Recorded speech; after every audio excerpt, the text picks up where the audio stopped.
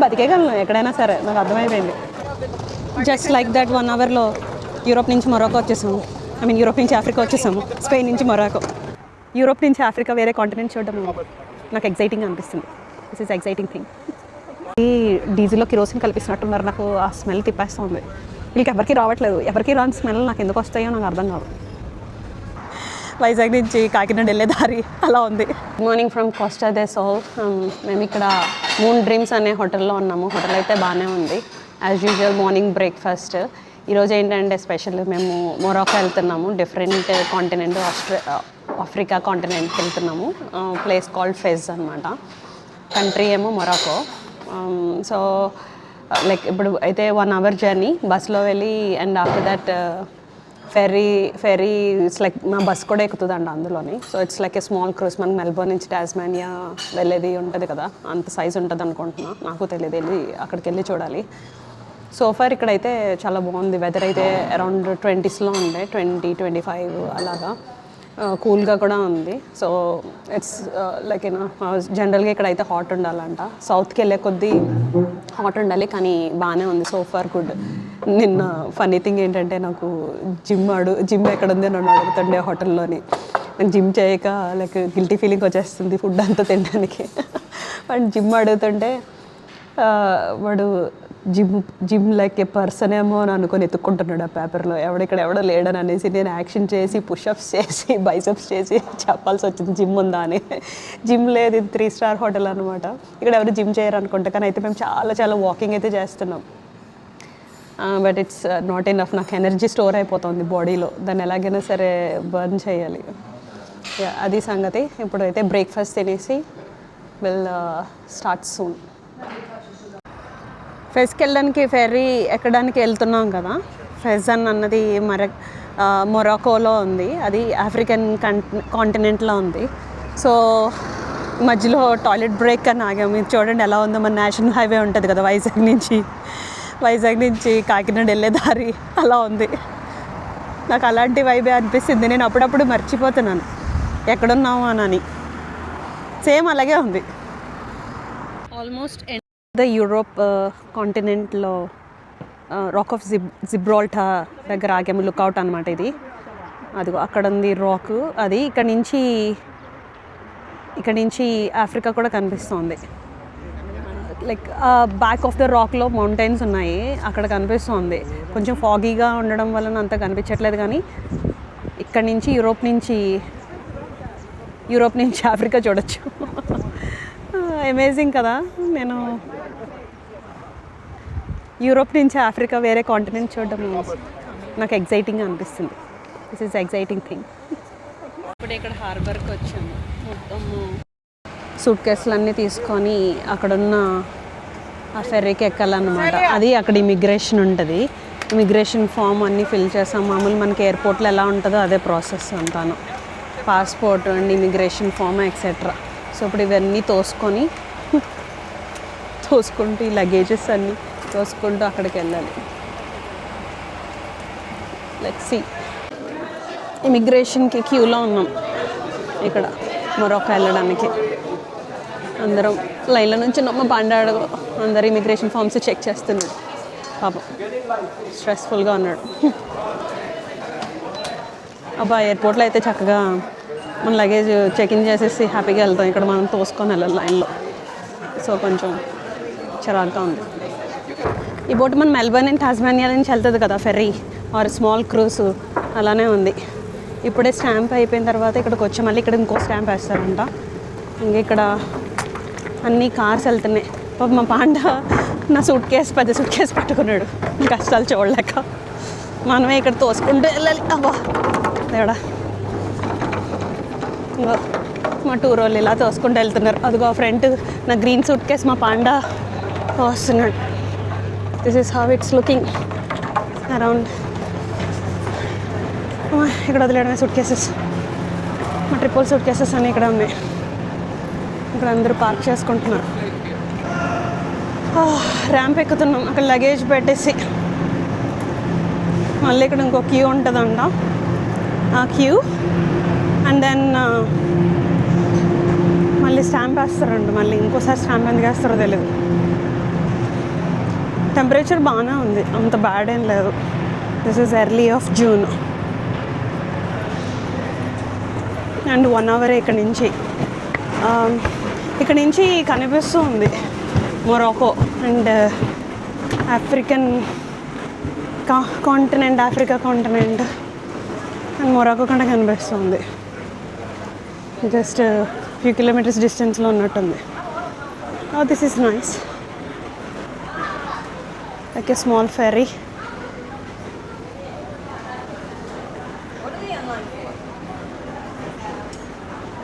There is another queue.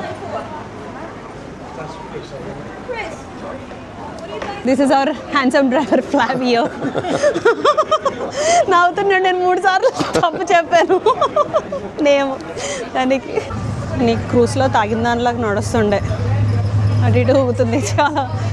అక్కడ ఇక queue అంతా ఉందా లోపల, అక్కడ I mean on the land మీద ఇమిగ్రేషన్ దగ్గర స్టాంప్ వేసారా, మళ్ళీ అక్కడ కూడా వేస్తున్నారు stamp.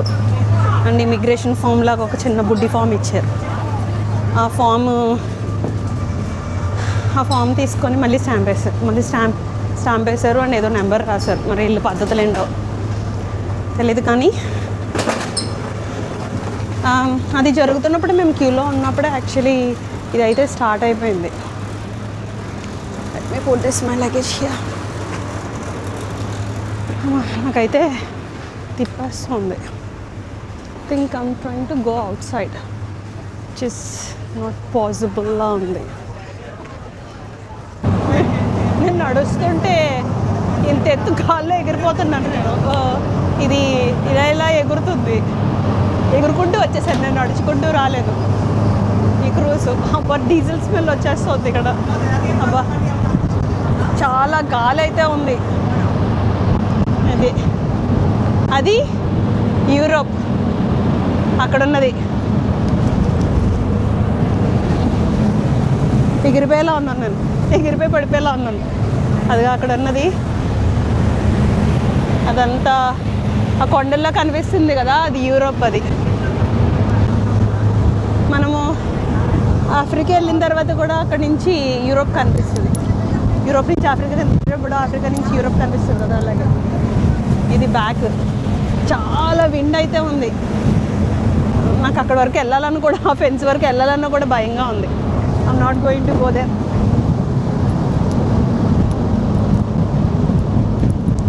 Let me go inside.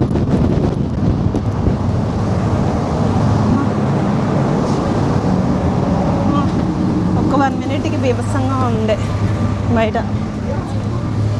పాపం ఇతను ఇందాక నుంచి తుడుస్తున్నాడు, నేను తొక్కుతున్నాను నేను. Hi, I need to get my bag. మా వాళ్ళందరూ ఇక్కడ కూర్చున్నారు, వీళ్ళకి వెళ్ళి చెప్పాలి. I'm sitting here, I'm not really going well. I'm feeling like I was feeling motion sickness in the bus because of the valley road, and it was started and this ferry is having like lot of jumps up and down, and also it's Atlantic sea. It's very rough sea and high tides. By the way, నాకు మొరాకోకి because of Australian passport నాకు visa అవసరం లేదు. And US passport or British passport also doesn't need visa. I think maybe Indian passport needs a visa, I didn't know. But it was easy coming here and like అంటే కొంచెం luggage తోసుకోవడమే కష్టమైంది, కానీ otherwise ఇది only one అవరే. I think it will be okay. కానీ నాకు అది డీజిల్లో kerosene కల్పిస్తున్నట్టున్నారు. నాకు ఆ స్మెల్ తిప్పేస్తూ ఉంది. వీళ్ళకి ఎవరికి రావట్లేదు. ఎవరికి రాని స్మెల్ నాకు ఎందుకు వస్తాయో నాకు అర్థం కాదు. నాకు ఆ స్మెల్ వస్తుంది అని అంటే వాట్ స్మెల్ అని అంటున్నారు. నాకు అది చాలా చిరాకైనా. మనకి ఇండియాలో ఆటో స్మెల్ వస్తుంది కదా, అలా వస్తుంది. నేను అది తీసుకోలేకపోతున్నాను. That is making me more dizzy. ఇప్పుడైతే లంచ్ ఏమీ తీసుకోలేదు, నాకు ఆకలి లేదు. అక్కడ కెఫేలో కూడా పెద్ద ఆప్షన్స్ ఏమీ లేవు. So we're just sitting here and relaxing and enjoying the view. This is how it is, the sea view. Getting down from the ferry. పిచ్చ చిరాకు వచ్చింది నాకైతే. చూడండి బస్సులు కూడా, మా బస్సు కూడా ఇందులో ఎక్కేసింది.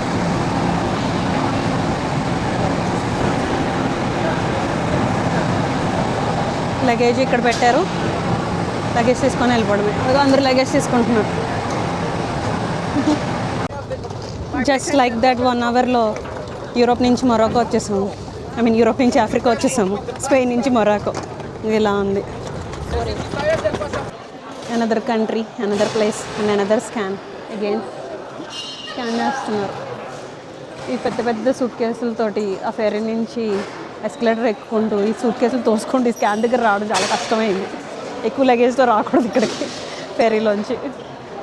అయితే నాకు అర్థమైంది. ఇప్పుడు స్కాన్ చేసి వెళ్ళిపోవడం. ఇంక ఇమిగ్రేషన్ ఉంటుందేమో మళ్ళీ ఇక్కడెక్కడ ఉంటుందేమో. Let's see what happens. అక్కడ హార్బర్ నుంచి దిగాం కదా, హార్బర్లో మొరాకోకి ఎంటర్ అయిన తర్వాత ఫెజ్ ఆల్మోస్ట్ 4 hours డ్రైవ్ అంట. కానీ ఏదో అనుకున్నా కానీ మొరాకో ఆఫ్రికన్ కంట్రీ అని అసలు చాలా అదిరిపోయింది. చాలా ఏమంటారు, డెవలప్డ్గా ఉంది. యూరోపియన్ కంట్రీ ఆ కైండ్ ఆఫ్ లుక్ అయితే ఉంది. వీళ్ళు సాకర్ ఒలింపిక్స్ కూడా చేయబోతున్నారంట. మరి అది మామూలు విషయం కాదు కదా.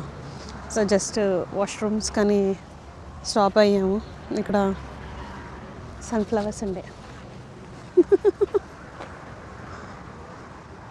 Really nice sunflowers. It's beautiful. అబ్బా, నేను ఏదైతే ఏమైనా తింటాను, నాకు ఆకలి వస్తుంది. టైం అయితే ఆల్మోస్ట్ 4:30 అవుతుంది. ఇక్కడ చల్లగానే ఉంది, 23 degrees. So beautiful. ఇంకో విషయం ఏంటో తెలుసా, అక్కడ పోర్ట్లోని హార్బర్ దగ్గర ఆస్ట్రేలియన్ డాలర్ ఎక్స్చేంజ్ చేసుకుందామంటే ఆస్ట్రేలియన్ డాలర్ తీసుకోలేదు. Only euros and US dollars తీసుకుంటారంట. యాక్చువల్లీ మా టూర్ గైడ్ చెప్పాడు, కానీ నేను ఎయిర్పోర్ట్లో కూడా తీసుకోలేదు కదా యూరోస్, అది క్యాష్ తీసుకోలేదు కదా, ఎక్స్చేంజ్ చేసుకోలేదు కదా. సో నా దగ్గర అసలు క్యాష్ లేదు. నేను ఆల్మోస్ట్ 5 days బతికేసాను క్యాష్ లేకుండాను. అండ్ ఇక్కడ సంబడికి, ఇక్కడ వన్ ఆఫ్ ద కెఫేలో వేరే వాళ్ళకి నేను కార్డుతో పే చేశాను. వాళ్ళు నాకు డబ్బులు ఇస్తాను అన్నారు, అదే మా టూర్లోనే ఒకళ్ళు. సో అలాగ నేను క్యాష్ ట్రేడ్ చేస్తున్నాను కార్డుతోటి. So far is okay, I'm managing it. నేను బతికేయగలను ఎక్కడైనా సరే, నాకు అర్థమైపోయింది. ఆల్మోస్ట్ లైక్ వేరే వాళ్ళు నాకు 100 లైక్ ఆసీ అని అనేసి ఒకలా 100 dirhams ఇచ్చారు. 100 dirhams is like $15. I ordered chicken. He said 2 minutes. 2 minutes.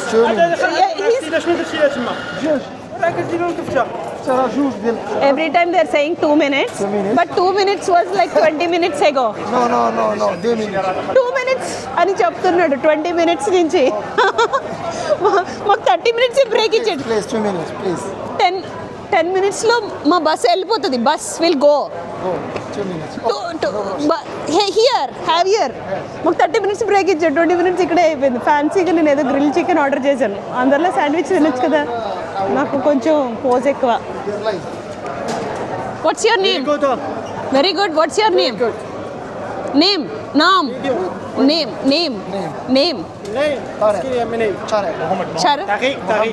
Mohammed. ఇక్కడ ఎవరినైనా మొహమ్మద్ అంటారంట. You wanted to come in the video.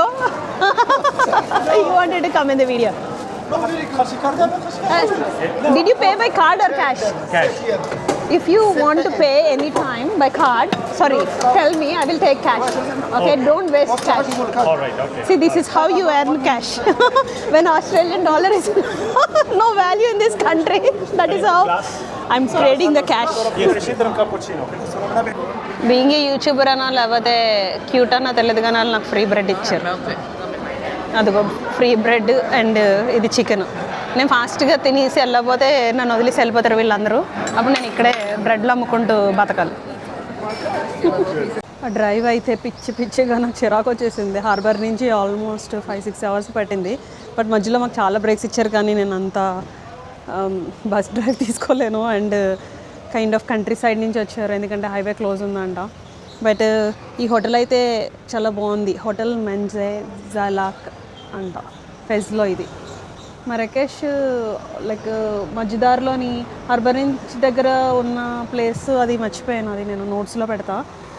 I mean కింద సబ్ టైటిల్స్లో పెడతాను. బట్ అక్కడ బాగానే ఉంది, కానీ అక్కడి నుంచి మధ్యలో వచ్చే ప్లేస్ అంతా లైక్ ఆల్మోస్ట్ చెత్తగా చెత్త అంతా బయట వేసేసి అలా ఉంది. Like some of the old places like villages ఇండియాలో ఉంటాయి కదా, అలా ఉంది. But this is how the hotel is looking. Hotel అయితే చాలా బాగుంది. So far it's good. Yeah, మరి రూమ్కి ఇచ్చింది, వెళ్ళిపోతున్నాం. Yeah sure. బయట వెళ్ళే బ్యూటిఫుల్గా ఉంది. This is really really nice.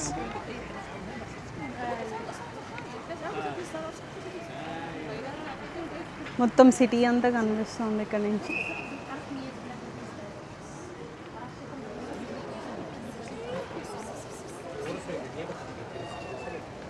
ఈ హోటల్ చాలా బాగుంది టు బి హానెస్ట్. ఇది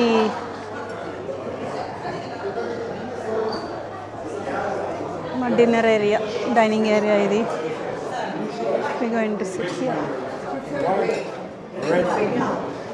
నాకు అసలు తినే మూడు కొంచెం కూడా లేదు. ఊరికనే వచ్చాను నేను కిందకి. అందరితో పాటు కూర్చున్నాము.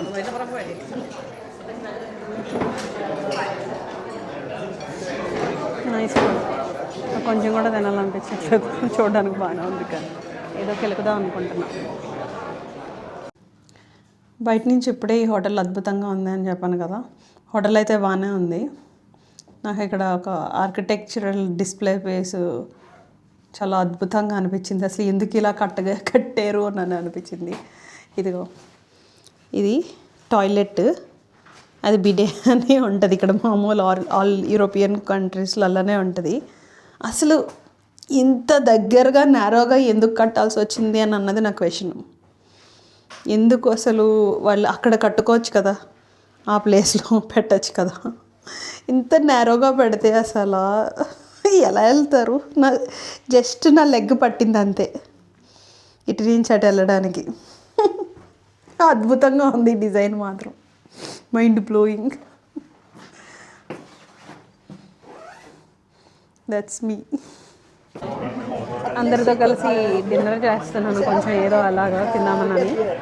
సో దీని తర్వాత అయితే పడుకుంటాము. ఇంకా నెక్స్ట్ టుమారో ఫెజ్లో సిటీలో తిరుగుదామని plan. Let's see what happens tomorrow. రేపు రికార్డ్ చేస్తే నాకు అసలు ఓపిక లేదు. I'm going to go to the bed. So I'm ending the vlog here. Thank you, bye.